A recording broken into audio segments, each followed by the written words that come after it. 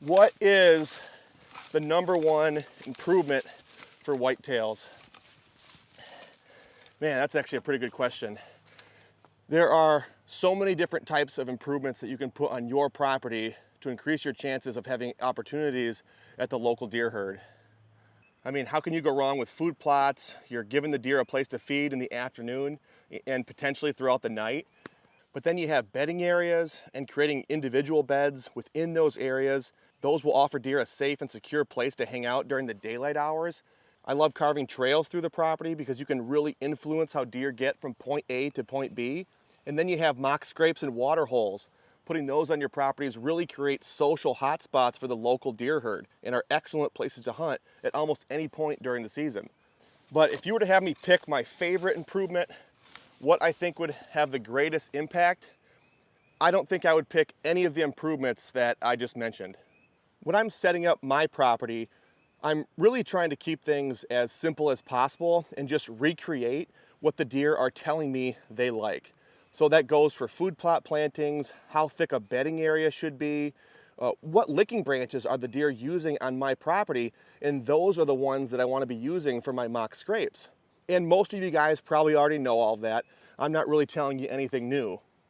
However, there is one improvement that I'm putting in on our properties that I have yet to hear a single person talk about. And this surprises me because it's right there in our face. I just think that most of us look right past it.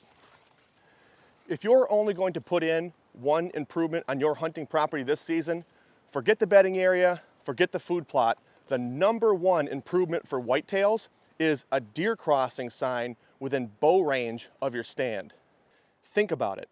There's a reason the county road commission wants the deer to cross the road where they do. And that's exactly why they're hanging those signs in those locations.